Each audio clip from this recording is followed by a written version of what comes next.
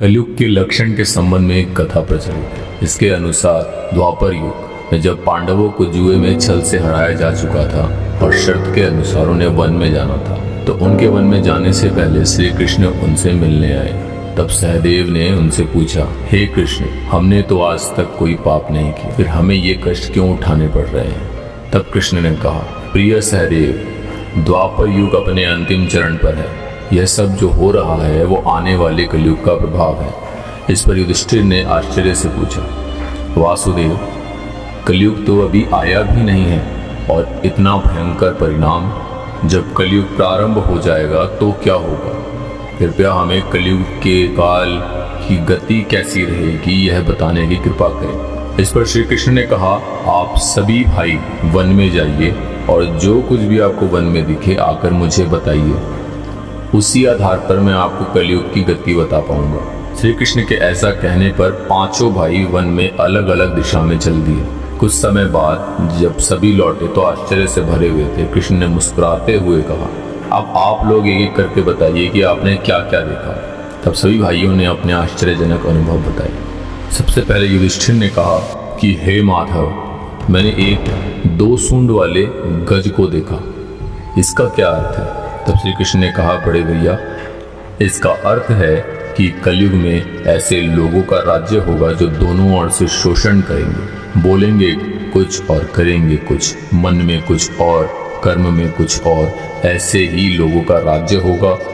इसलिए इस तरह की स्थिति आने से पहले आप राज्य कर लीजिए। भीम ने कहा, कृष्ण, मैंने जो देखा वो अत्यंत आश्चर्यजनक था। मैंने देखा कि गाय ने बछड़े को जन्म दिया है। जन्म के बाद वह बछड़े को इतना चाट रही है कि बछड़ा लहूलुहान हो गया। इस पर श्री कृष्ण ने कहा, मजले भैया, इसका अर्थ ये है कि कलयुग का मनुष्य अपने पुत्र पौत्रों की आवश्यकता से अधिक लाड करेगा। उनकी अपने संतानों के प्रति ममता इतनी बढ़ जाएगी कि उनकी संतानों को अपने विकास का अवसर ही नहीं मिलेगा। मोह माया में ही घर बर्बाद हो जाएगा।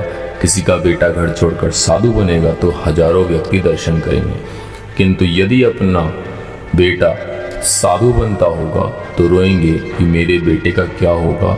इतनी सारी ममता होगी कि उसे मोह माया और परिवार में ही बांध कर रखेंगे।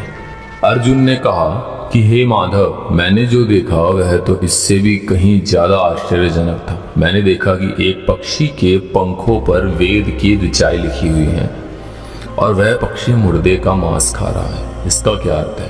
तब श्री कृष्ण ने मुस्कुराते हुए कहा, पार्थ, कलयुग में ऐसे लोग रहेंगे जो बड़े ज्ञानी और ध्यानी कहलाएंगे। वे ज्ञान की चर्चा तो करेंगे लेकिन उनके आचरण राक्षसी होंगे।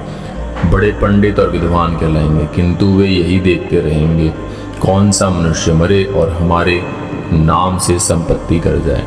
संस्था के व्यक्ति विचारेंगे कि कौन सा मनुष्य मरे और संस्था हमारे नाम से हो जाए।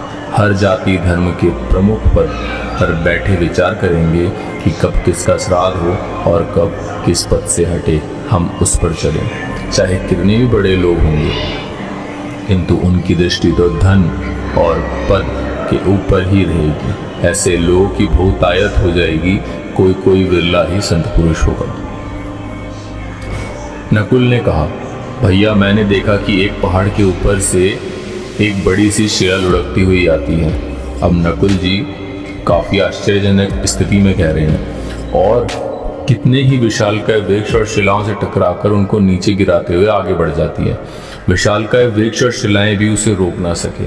अंत में एक बहुत ही छोटे पौधे का स्पर्श होते ही वह शिला रुक गई। तब श्री कृष्ण ने कहा, प्रिय नकुल, कलयुग में मानव का मन नीचे गिरेगा, उसका जीवन पतित होगा। यह पतित जीवन धन की शिलाओं से नहीं रुकेगा, ना ही सत्ता के वृक्षों से रुकेगा, किंतु हरि नाम के एक छोटे से पौधे से मनुष्य का जीवन का पतन होना रुक जाएगा। अतः कलयुग में हरि नाम ही मोक्ष का एकमात्र मार्ग होगा। अब बारी आई 5वें नंबर पे सहदेव जी की। सहदेव जी ने कहा, मधुसूदन, मैंने देखा कि 6-7 कुएं हैं और आसपास के कुओं में पानी है, किंतु बीच का कुआं क्यों खाली है? बीच का कुआं गहरा भी है, फिर भी वहाँ पानी नहीं है, और ऐसा कैसे हो सकता है और इसका क्या अर्थ है? इस पर श्री कृष्ण ने मुस्कुराते हुए कहा, वत्स, कलयुग में धनाढ्य लोग लड़के लड़की के विवाह, मकान के उत्सव में, छोटे बड़े उत्सवों में तो लाखों रुपए खर्च कर देंगे, परंतु पड़ोस में ही यदि कोई भूखा प्यासा होगा तो यह नहीं देखेंगे कि उसका पेट भरा है या नहीं। उनका अपना ही सगा भूख से मर जाएगा और वो देखते रहेंगे। दूसरी ओर मौज मदिरा, मांस भक्षण, सुंदरता और व्यसन में पैसे उड़ा देंगे, किंतु किसी के दो आंसू पोंछने में उनकी रुचि ना होगी। कहने का तात्पर्य यह है कि कलयुग में अन्न के भंडार होंगे, लेकिन लोग भूख से मरेंगे। सामने महलों बंगलों में ऐशो आराम चल रहे होंगे, लेकिन पास की झोपड़ी में आदमी भूख से मर जाएगा। एक ही जगह पर असमानता अपने चरम पर होगी। ऐसी और वीडियोस के लिए चैनल को सब्सक्राइब करें। जय माता दी, हरे कृष्णा।